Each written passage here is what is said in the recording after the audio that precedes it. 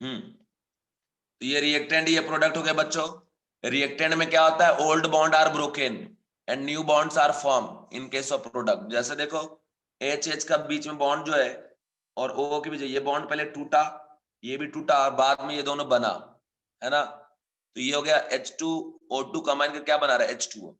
अब इक्वेशन दो टाइप का होता है बच्चों, एक होता है बैलेंस केमिकल इक्वेशन और दूसरा होता है अनबैलेंस केमिकल इक्वेशन। बैलेंस क्या होता है, इसमें रिएक्टेंट के साइड जो भी एटम हो नंबर वाइज जितने, उतना ही एटम वही उसी टाइप का प्रोडक्ट के साइड भी होना चाहिए, तो उसको बोलेंगे बैलेंस केमिकल इक्वेशन। ठीक है, बैलेंस केमिकल इक्वेशन में चार्ज बैलेंस रहता है, मास सब कुछ अपना बैलेंस रहता है। और ये देखिए H2 जो है, इधर देखो दो है, इधर H2 कितना है, दो है हाइड्रोजन, इधर ऑक्सीजन दो है, इधर ऑक्सीजन कितना है, वन है। दिस इज नॉट बैलेंस, तो इसको हम लोग क्या बोलेंगे बच्चों, अनबैलेंस केमिकल इक्वेशन, है ना।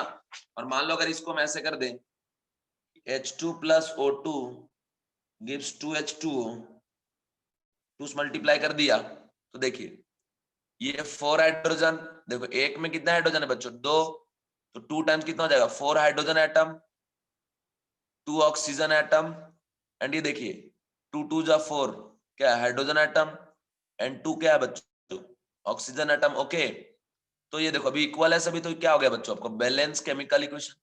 ओके, अब आपको मैं बता दूं, हम लोग जो टॉपिक पढ़ने जा रहे हैं नाम है स्टोइकियोमेट्री एंड स्टोइकियोमेट्री कैलकुलेशन। ठीक है, स्टोइकियोमेट्री में क्या होता है बच्चों कि केमिकल रिएक्शन से रिलेटेड जो भी बातें हम लोग यहाँ पढ़ेंगे उसे हम लोग स्टोइकियोमेट्री के नाम से जानते हैं या स्टोइकियोमेट्री कैलकुलेशन के नाम से जानते हैं। ठीक है, तो बच्चों आप ध्यान से देखना, सबसे पहले यहाँ पे एक वर्ड आता है stoichiometry coefficient. What is stoichiometry coefficient? तो बच्चों बैलेंस केमिकल इक्वेशन में जो भी नंबर हर एक रिएक्टेंट और प्रोडक्ट के साथ मल्टीप्लाइड हो रहता है होता है, उसी नंबर को हम लोग बोलते हैं स्टोइकियोमेट्री कोफिशिएंट। जैसे N2 plus 3H2 gives 2NH3, है ना, समझ गए बच्चों। तो ये देखिए इसमें कोफिशिएंट क्या है, 1, इसमें 3, इसमें 2। The stoichiometric coefficient of nitrogen is 1, hydrogen is 3 and NH3 is what, 2। तो ये हो गया stoichiometric coefficient। ओके बच्चों, जैसे यहाँ देखो हाइड्रोजन का 2 है, ऑक्सीजन का 1 है और ये H2O क्या है, 2 है। stoichiometric coefficient हाइड्रोजन का पूछा तो 2, ऑक्सीजन का 1, वाटर का 2, तो ये हो गया stoichiometric coefficient। ओके बच्चों, तो बैलेंस केमिकल इक्वेशन में जो भी कोफिशिएंट रिएक्टेंट और प्रोडक्ट के साथ होगा उसी को हम लोग क्या बोलेंगे, स्टोइकियोमेट्रिक कोफिशिएंट। अब बच्चों बात यह है कि सर ये स्टोइकियोमेट्रिक कोफिशिएंट क्या रिप्रेजेंट करता है। ओके, स्टोइकियोमेट्रिक कोफिशिएंट क्या रिप्रेजेंट करता है ना। तो अब मैं उस पे जाता हूं बच्चों। स्टोइकियोमेट्रिक कोफिशिएंट रिप्रेजेंटेशन समझने के लिए मैं तो ऐसे समझा दूं, बट थोड़ा सा लॉन्ग वे में समझाऊंगा ताकि आपको हमेशा याद रहे। जैसे H2 और O2 कंबाइन कर रहा है तो क्या बना रहा है, ये पानी, और साथ में गाना बज रहा है, पानी रे पानी तेरा रंग कैसा। सुने हो ये गाना सुने हो तुम लोग, नहीं सुने होंगे, पुराना है बहुत, है ना।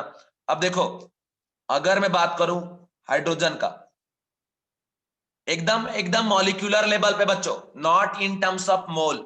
माय डियर स्टूडेंट एक बार समझ गए जादू ही आगे बहुत आसानी हो जाएगा। मॉलिक्यूलर लेवल पे चले जाओ, एक मॉलिक्यूल हाइड्रोजन का बात करें तो कितना एटम कंटेन करेगा, 2 हाइड्रोजन एटम।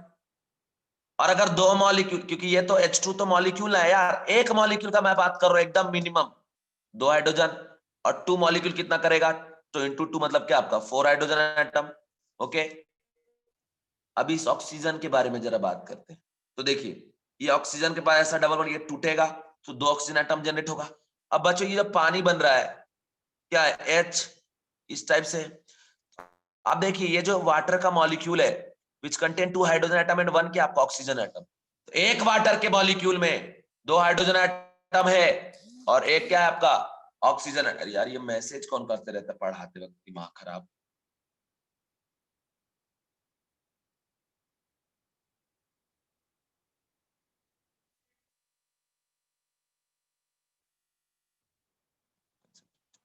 ठीक है बच्चों, इधर देखो कंडीशन ये है कि ये जो ऑक्सीजन है नंबर वाइज यहाँ 1 है और 2 हाइड्रोजन, मतलब एक मॉलिक्यूल बनाने के लिए 2 हाइड्रोजन चाहिए और 2 ऑक्सीजन, मतलब एक ऑक्सीजन चाहिए। तो अब इधर जरा देखो हमारे पास टोटल कितना हाइड्रोजन है 4 और 2 ऑक्सीजन, तो बाबू एक ऑक्सीजन 2 हाइड्रोजन को लेके निकल लिया तो एक वाटर मॉलिक्यूल बनाया, तो दूसरा ऑक्सीजन फिर 2 हाइड्रोजन के लेकर निकल लिया तो कितना बनाया 2 वाटर मॉलिक्यूल। तो ये जो हम लिख रहे हैं ना ये एकदम मॉलिक्यूलर लेवल पे कि देखो 2 हाइड्रोजन O2 गिव्स 2 H2O। अब बोलोगे सर 2 आपने ये क्यों लिया, बाबू ये ऑक्सीजन चूंकि 2 ऑक्सीजन जनरेट कर रहा है ना तो एक के साथ तो 2 चला जाएगा लेकिन दूसरे के साथ भी तो 2 हाइड्रोजन चाहिए ना, उसके लिए हमको 2 लेना पड़ा। ठीक है, तो यहां से क्या पता चला कि 2 मॉलिक्यूल हाइड्रोजन का एक मॉलिक्यूल ऑक्सीजन से जब कंबाइन करेगा और रिएक्ट करेगा देन 2 मॉलिक्यूल ऑफ क्या बनाएगा बच्चों वाटर। ठीक है, मॉलिक्यूल वाइज मैं बात कर रहा हूं, मॉलिक्यूल वाइज। इसका मतलब क्या हुआ कि अगर ये 2 लेंगे तो ये 1 लेना पड़ेगा तो 2 बनेगा, फिर अगर 2 लेंगे तो 1 लेना पड़ेगा ये 2 बनेगा, फिर ये 2 लेंगे 1 लेना पड़ेगा ये 2 बनेगा। क्योंकि आप समझिए कि पानी बनेगा कैसे, हाइड्रोजन ऑक्सीजन के कॉम्बिनेशन से। सिर्फ हाइड्रोजन लेंगे तो हाइड्रोजन हाइड्रोजन ही रह जाएगा, सिर्फ ऑक्सीजन लेंगे तो ऑक्सीजन ऑक्सीजन ही रह जाएगा। जब 2 को मिलाओगे तब तो वो कंबाइन करके क्या बनाएगा बच्चों प्रोडक्ट। समझ रहे हो, तो ये 2 कंबाइन पहले करेगा तब तो वाटर बनेगा। तो 2 कंबाइन तो तब करेगा जब ये भी और ये भी दोनों एग्जिस्ट करेगा, और एग्जिस्टेंस के साथ रिएक्ट करने का रेशियो भी फिक्स होता है हर एक रिएक्शन में। तो हर एक 2-2 पे ये क्या लेना पड़ेगा बच्चों 1-1। अगर 2-2-2-2 आप n टाइम्स लिए तो 1-1 कितने टाइम्स लेना पड़ेगा n टाइम्स, और ये 2-2-2 कितने बार बनेगा बच्चों n टाइम्स। तो अगर मैं टोटल का बात करूं 2-2-2-2 n टाइम्स तो टोटल कितना मॉलिक्यूल आपने ले लिया 2n। अब अगर यहां बात करें 2-2-1-1 n टाइम्स तो आपने कितना मॉलिक्यूल ले लिया बच्चों n टाइम्स, और ये जो 2-2-2-2-2 बना n टाइम तो कितना बना ये 2n। तो इससे क्या पता चल रहा है बच्चों, इससे ये पता चल रहा है, इससे ये पता चल रहा है कि 2n molecule of hydrogen combined with n molecule of oxygen then form 2n molecule of क्या वाटर। ये चीज आप याद रखना। लेकिन रेशियो कभी भी 2:1:2 ही रहेगा। बोलोगे सर कैसे, अभी रेशियो निकालो क्या है 2:1:2।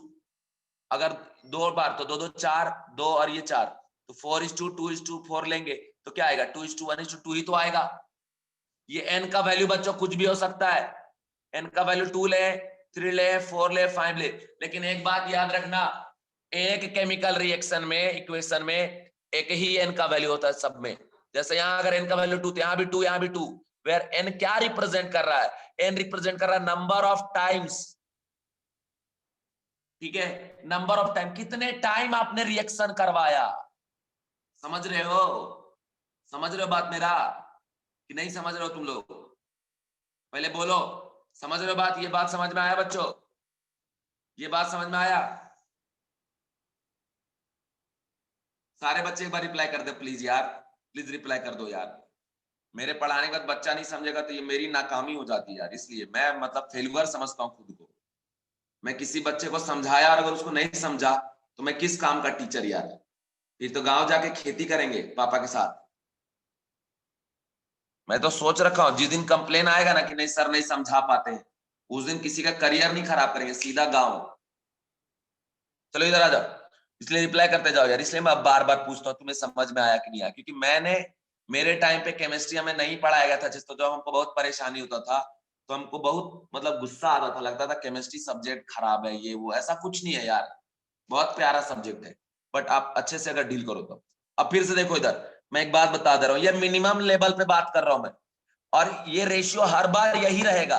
और एन क्या है नंबर ऑफ टाइम, और ये हम ये नहीं बोले एन 100 ही होगा या 10,000, कुछ भी हो सकता है भाई, 1 2 3 4 5 कुछ भी। ठीक है बच्चों, अब देखो लेकिन हम लोग मॉलिक्यूल लेवल पे तो डील नहीं करते, डील कहाँ करते हैं मॉलिक्यूलर लेवल पे, मोलर लेवल पे, उस पे बात करेंगे। उससे बात करने से पहले जो आपको कंफ्यूजन होता था मैं उससे बात करता हूं। हम कैसा सोचते थे, हम कैसा सोचते थे मैं बताता हूं अपने बारे में। जब था मैं 11-12 मैं सोचता था कि यार ये 2 रिएक्ट करेगा एक से और 2 बन गया तो रिएक्शन तो खत्म हो जाना चाहिए, फिर बार बार क्यों चलता रहता है। तो बच्चों में आपको अगर आपको ऐसा कंफ्यूजन है, आप ऐसा सोचते होंगे कि ये बोला है कि 2 मोल hydrogen react with 1 mole oxygen and 2 mole of water, तो आप एकदम सरासर गलत हो। ये ऐसा कुछ नहीं बोल रहा है यार। ये एक पाइप है, पाइप, ये पाइप है, ये पाइप है, और यहां मिला, और ये एक नया सा पाइप है, और एक बच्चा के मुंह में ग्लूकोज जा रहा है सपोज, तो यहां से ग्लूकोज का पाउडर, यहां से वाटर, तो वाटर आ रहा है, इधर ग्लूकॉन डी आ रहा है, तो यहां मिलेगा दोनों, तो ग्लूकोज का क्या बन गया, सॉल्यूशन।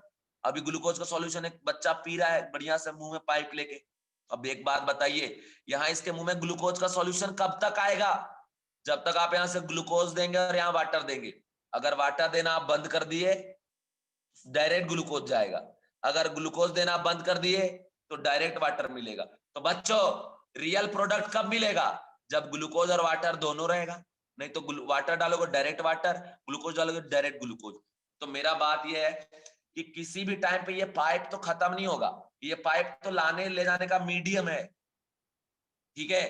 तो जैसे बचपन में आप गांव या अब घर में देखते हैं ना, पानी का पाइप, ऊपर जो छत के ऊपर आपका टैंक है वाटर का, उससे जो वाटर आता था, हम लोग पर डे वाटर यूज करते हैं। क्या वाटर का जो टैंक और हमारे नल के बीच में जो कनेक्टिंग पाइप है, क्या वो पाइप खत्म हो जा रहा है क्या, बोलो, खत्म हो रहा है, नहीं, वो क्या है, मीडियम है।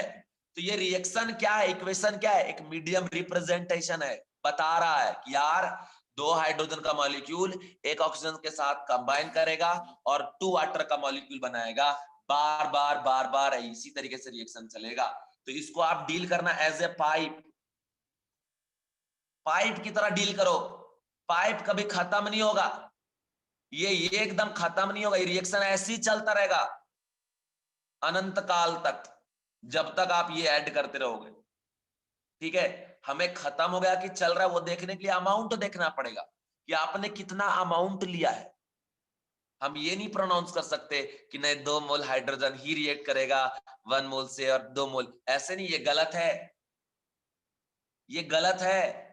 रियल वे में अगर आप जाते तो सीधा समझिए कि 2 2 2 2 2 2 अगर लिया आपने, तो हर 2 के साथ 1 लेना पड़ेगा ना यार, क्योंकि 2 हाइड्रोजन का मॉलिक्यूल 4 हाइड्रोजन एटम दिया, एक ऑक्सीजन का मॉलिक्यूल 2 ऑक्सीजन एटम दिया और उससे 2 वाटर मॉलिक्यूल बना, तो वैसे ही बार बार बन रहा है। अब बच्चों थोड़ा मैं और आगे बढ़ता हूं, अगर 2 2 2 2 2 2 अगर मैंने मान लो Na टाइम्स ले लिया, तो 1 1 1 1 कितने टाइम्स लिए, ये भी Na टाइम्स, तो बच्चों Na टाइम्स, और ये भी कितने टाइम्स लिया हमने, Na टाइम्स, तो कितना हो गया बच्चों, अगर ये 2 2 2 2 Na टाइम्स कितना हो जाएगा 2 Na, अगर 1 1 1 Na टाइम्स बनाएंगे क्या हो जाएगा बच्चों, 2 Na। तो 2 Na मॉलिक्यूल का मतलब what mole, 2 mole, and Na molecule मतलब how many mole, 1 mole, and 2 Na कितना मोल बच्चों, 2 मोल, clear.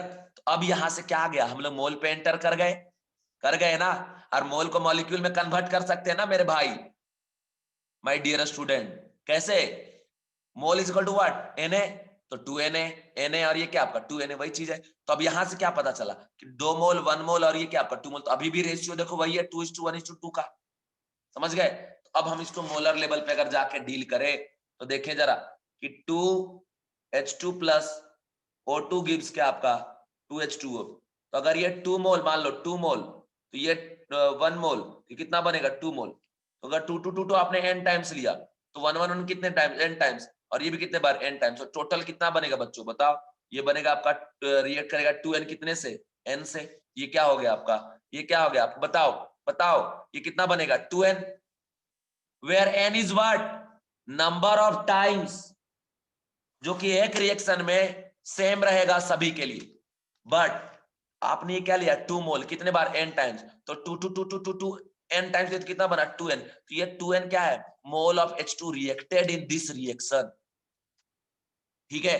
Number of moles of hydrogen reacted in this reaction is equal to what 2n, and 1 1 1 n times लिए तो कितना बना n mole, this is mole of oxygen reacted in this reaction, और in general आप बोल सकते हैं कि 2n mole of hydrogen react with n mole of क्या oxygen, then form 2n mole of क्या H2O। बट n क्या है बच्चों, नंबर ऑफ टाइम है, लेकिन वही 2 के साथ मल्टीप्लाई होकर क्या बन गया, मोल ऑफ क्या हाइड्रोजन ऑक्सीजन एंड क्या आपका H2O। हर बार ऐसे ही रखना है। अब इसके पावर में क्या रखेंगे, रेशियो 2:1:2, ये रेशियो बताएगा, रेशियो, ये रेशियो है हर बार रिएक्ट करने का तरीका।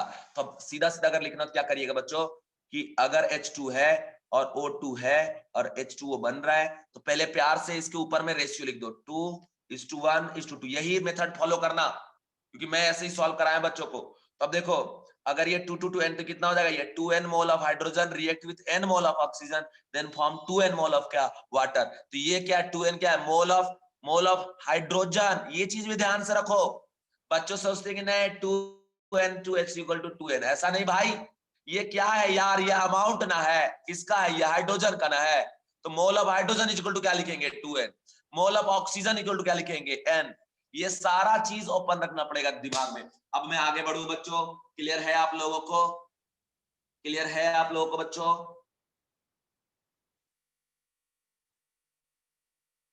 सारे बच्चे एक बार रिप्लाई कर दीजिए, सारे बच्चे रिप्लाई कर दीजिए। क्लियर हो गया, कर लोगे अच्छे से? कोई दिक्कत किसी को है, बोलो। नहीं है, ठीक है। अब मेरी बात सुनो, मैं आपको क्या कह रहा हूं कि किसी भी रिएक्शन में रिएक्टेंट का मोल देके प्रोडक्ट का पूछता है, प्रोडक्ट का मोल देके रिएक्टेंट का पूछता है, लिमिटिंग रिएजेंट, एक्सेस रिएजेंट, ये सब इन्वॉल्व होता है बच्चों। ये सारी बात मैं भी आपको बताने वाला हूं। वॉल्यूम का कैलकुलेशन कराएगा, मोल का कैलकुलेशन से मास कराएगा। तो देखो अपने को उतना लफड़ा नहीं पालना है, अपने को मोल पे ही रहना है। मोल के थ्रू कुछ भी निकाल सकते हैं, क्योंकि अगर मोल पता है किसी का, गिवन मोलर मास कर देंगे तो वेट निकल जाएगा। अगर एसटीपी पे V/22.4 कर देंगे तो वॉल्यूम निकल जाएगा। निकलेगा नहीं निकलेगा? अगर पीवी = nRT लगा देंगे और जो प्रेशर भी निकाल सकते हैं, जो भी चीजें गिवन उसके हेल्प से। तो जो भी कैलकुलेशन करना है बाय यूजिंग मोल ही करेंगे हम लोग। हर बार कैलकुलेट क्या करेंगे रिएक्शन में, मोल, क्योंकि ये एनालिसिस वैलिड है किस पे, मोल पे। मास को डायरेक्ट यहाँ पे इस तरीके से अप्लाई नहीं कर देना, क्योंकि मास वाइज अगर बात करें तो हाइड्रोजन का 4 ग्राम 32 ग्राम ऑक्सीजन से कंबाइन कर रहा है, तब जाके 36 ग्राम वाटर बन रहा है। ठीक है, वो अलग चीज हो गया। हम यहाँ बार बार इंटरप्रिटेशन किस पे लगाएंगे, मोल एनालिसिस। और बच्चों जब भी आपको मोल एनालिसिस करना हो तो आप यहाँ पे आप अप्लाई करेंगे, आपको लेना पड़ेगा बैलेंस केमिकल इक्वेशन। और मैं आपको बता दूं बुक में जाओगे अलग अलग मेथड देगा, बट ये जो मेथड आपको बता रहा हूँ this is RK technique method, जो मैंने खुद सोचा है, जनरेट किया है। सबसे पहले तो आप इसको पाइप की तरह डील करो। कभी मत कहना कि 2 मोल हाइड्रोजन 1 मोल ऑक्सीजन से कंबाइन करके 2 मोल वाटर बना रहा है, गलत बात। रेशियो है भाई 2:1:2, मतलब एग्जैक्ट बोले तो 2n mole of hydrogen combine with n mole of oxygen then form 2n mole of what, water. ठीक है, ये चीज याद रखना। अब बच्चों इसको मैं 2 ग्रुप में डिवाइड किया हूं।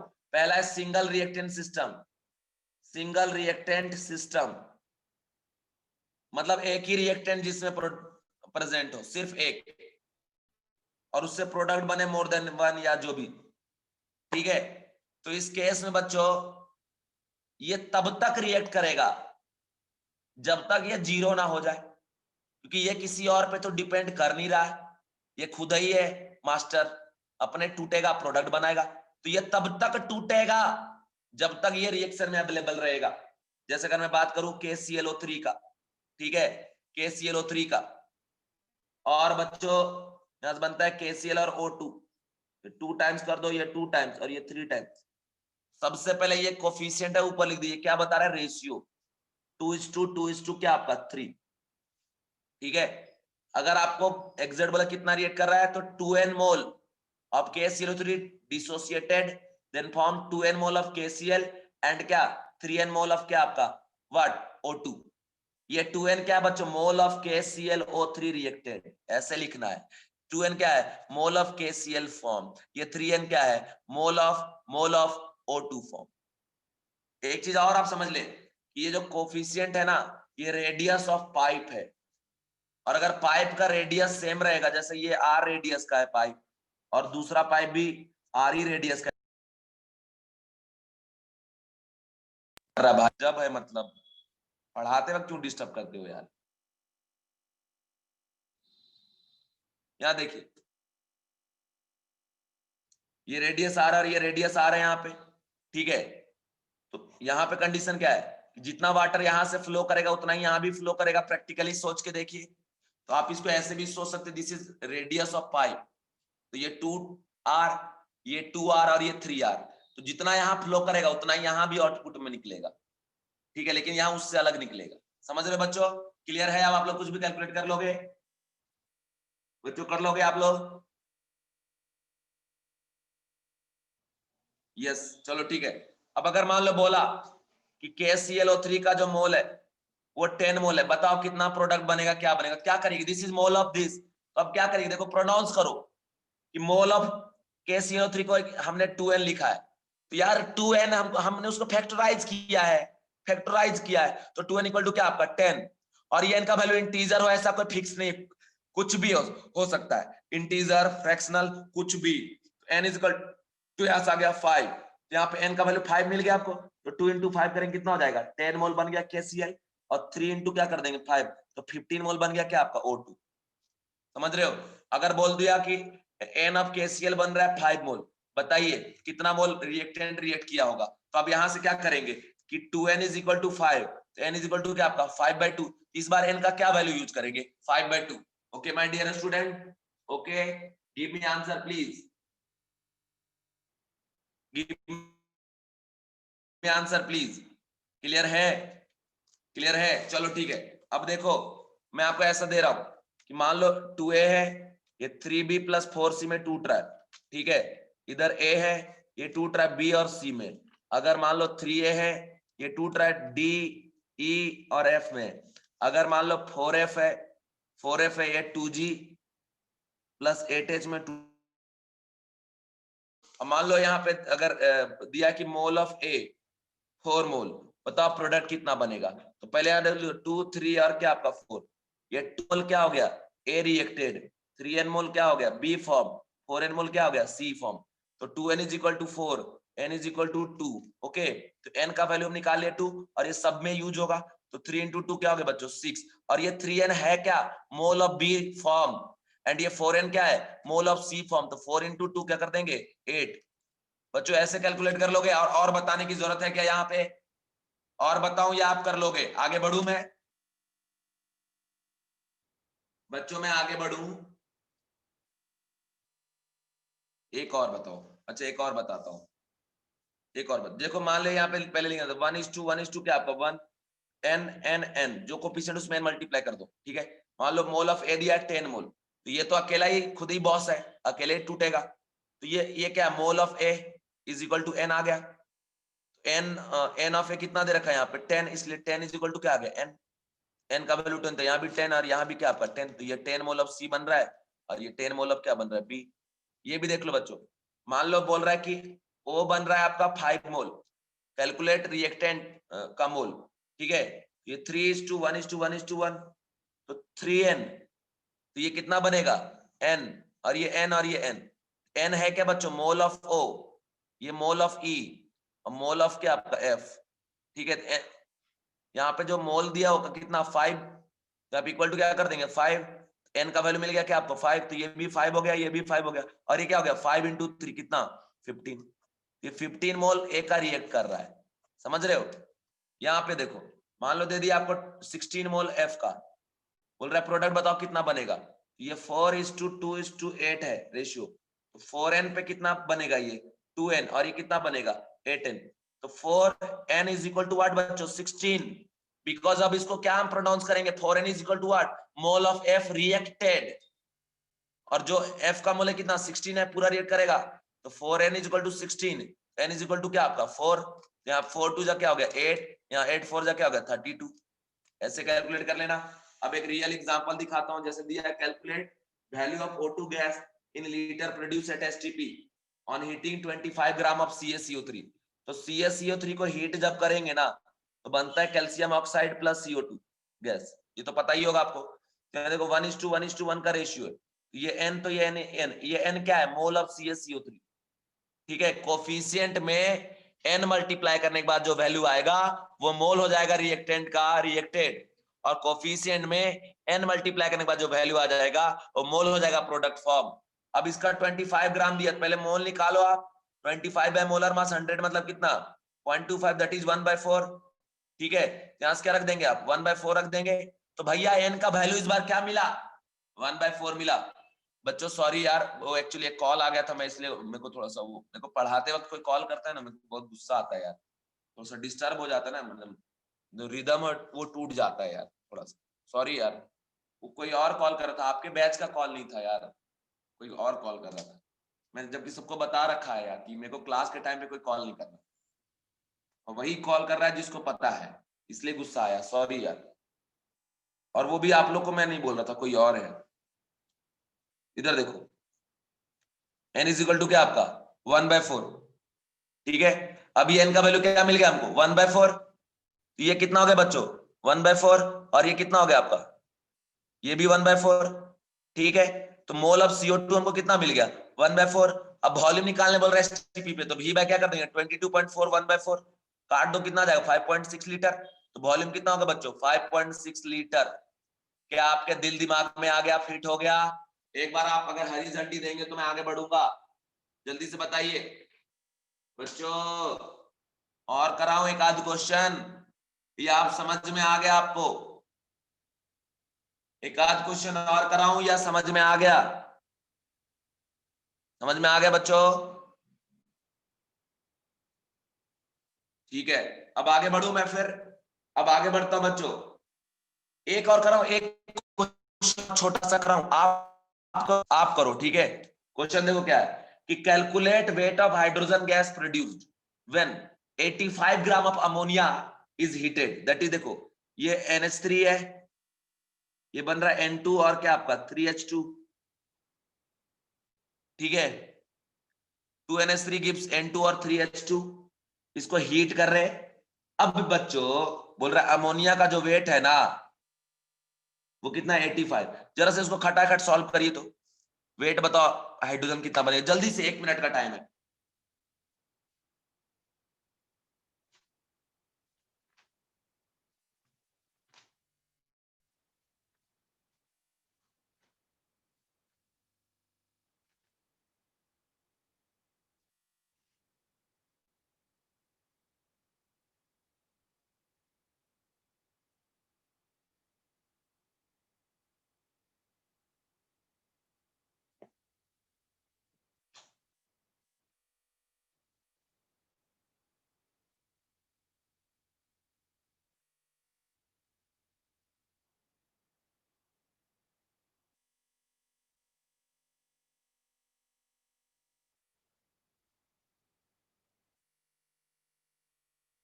नहीं नहीं नहीं नहीं नहीं, अरे इससे ज्यादा तो कभी जिंदगी में नहीं आएगा यार, इससे ज्यादा कैसे आ जाएगा? मास, कंजर्वेशन ऑफ मास नहीं पढ़े हो क्या? मास ऑलवेज कंजर्व रहता है।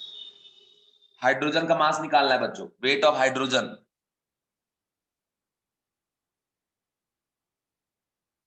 जितना रिएक्टेंट का लिए उससे ज्यादा मास तो कभी नहीं होगा ना बाबू। पहले मोल निकालना पड़ेगा, 85/14 317, कितना मोल आ जाएगा यहां से बताओ?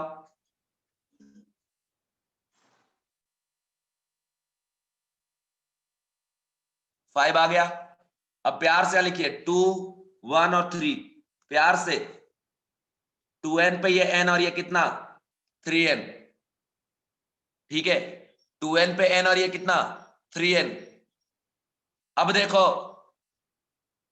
2n is what mole of NH3, ये चीज जरा समझो यार। ये n तो number of times, but 2n क्या है, NH3 का मोल रिएक्टेड है, equal to 5, n is equal to क्या आ गया 5/2, ये कितना बन रहा है 3n, तो 3 into 5/2 is equal to what mole of hydrogen molecule. तो mole of hydrogen equal to क्या आपका 5 3 15/2। अब इसका जो मोलर मास वेट बाय क्या करेंगे 2, तो 2 2 कट गया, वेट कितना आ गया 15 ग्राम। ओके बच्चों, इस तरीके से कैलकुलेट करना है। रिपीट करूं, रिपीट करूं या समझ में आ गया?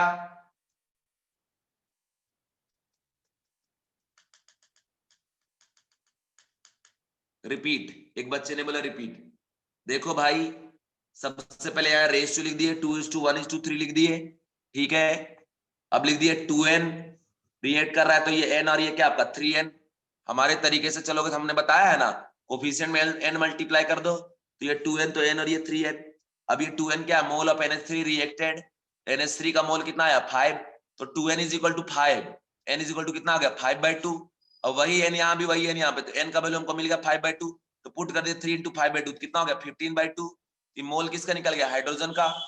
अब इसको इक्वेट कर देंगे गिवन वेट मोलर मास से, तो मोलर मास हाइड्रोजन कितना होता है 2 ग्राम, तो 15/2 डिवाइड वेट बाय 2, तो 2 कट गया तो वेट क्या आ गया 15। समझ गए, ये कंडीशन है। चलिए अब हम आगे बढ़ते हैं बच्चों, लिमिटिंग रिएजेंट और एक्सेस रिएजेंट पे जा रहा हूं, ध्यान से सुनना, ध्यान से सुनना, ठीक है। बहुत इंपॉर्टेंट केसेस बताने जा रहा हूं बच्चों। केस 2 पे अपन जा रहे हैं अब। केस 2, केस 2 में क्या है, more than one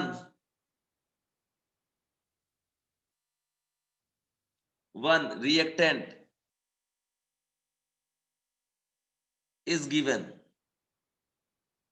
more than one reactant is given. तो अब एक बात बताइए, ये दो मिलके मान लो प्रोडक्ट बन रहा है, तो दोनों अवेलेबल रहेगा तभी तो प्रोडक्ट बनेगा। अगर एक गायब हो गया तब तो फिर प्रोडक्ट बनेगा नहीं, दूसरा गायब हो गया तब भी प्रोडक्ट नहीं बनेगा। समझ गए, तो ये कंडीशन है, दो मिलके ही प्रोडक्ट बनाएगा, किसी एक से प्रोडक्ट नहीं बनेगा। ओके, एक तो जैसा हो तो वैसा ही रह जाएगा, प्रोडक्ट के लिए दो को एक साथ कंबाइन होना पड़ेगा बच्चों, एक साथ। ठीक है, अब जरा ध्यान से देखिए, इसमें दो केसेस हैं। इसमें इसका केस ए है कि more than one reactant system, but information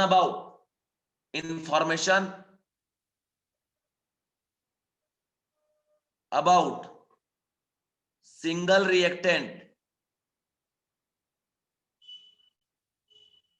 is given.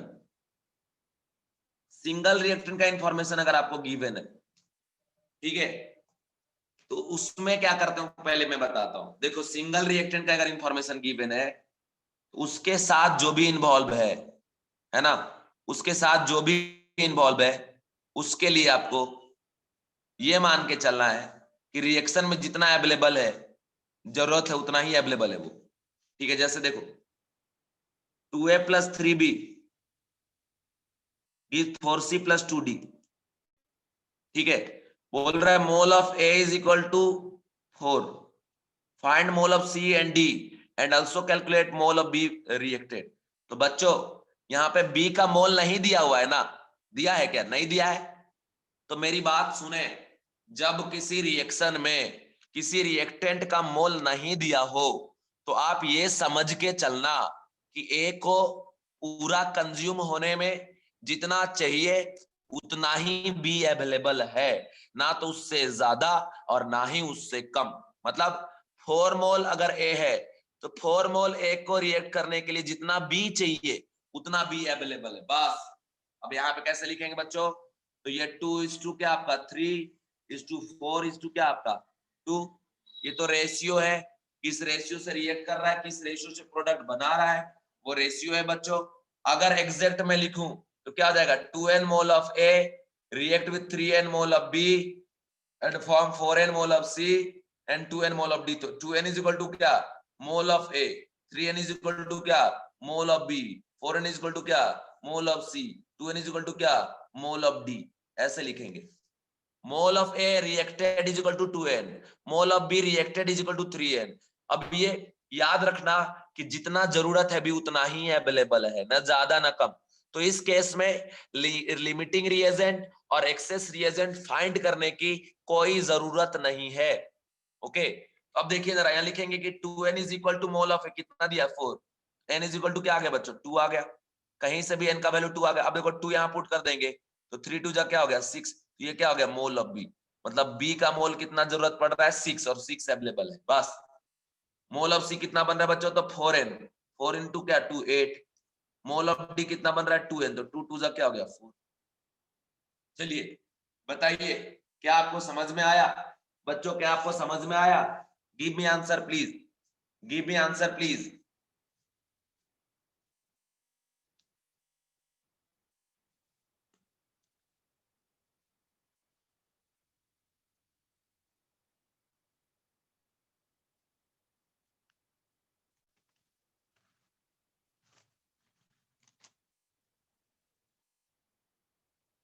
इसके बाद आप यहां देखो, यहां पे कंडीशन, अगर आप बात करें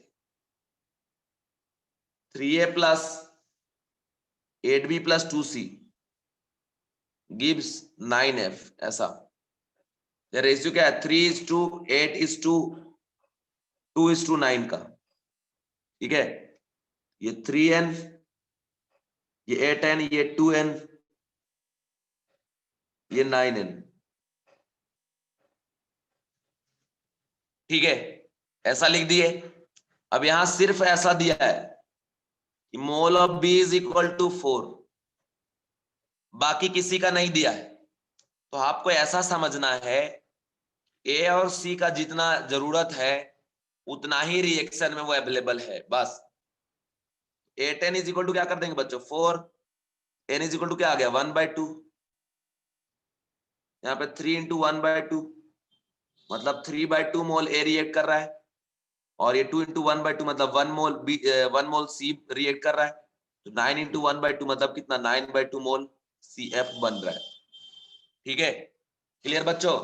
अब एक देखिए क्वेश्चन आपको दिखाता हूं, एबीसीडी तो हो गया बहुत। अब एक क्वेश्चन जरा देखिए, क्वेश्चन क्या है? क्वेश्चन देखिए बच्चों, क्वेश्चन है कि HCl रिएक्ट कर रहा है NaOH से, ये बनाएगा NaCl प्लस वाटर। यहां दे रखा है मोल ऑफ HCl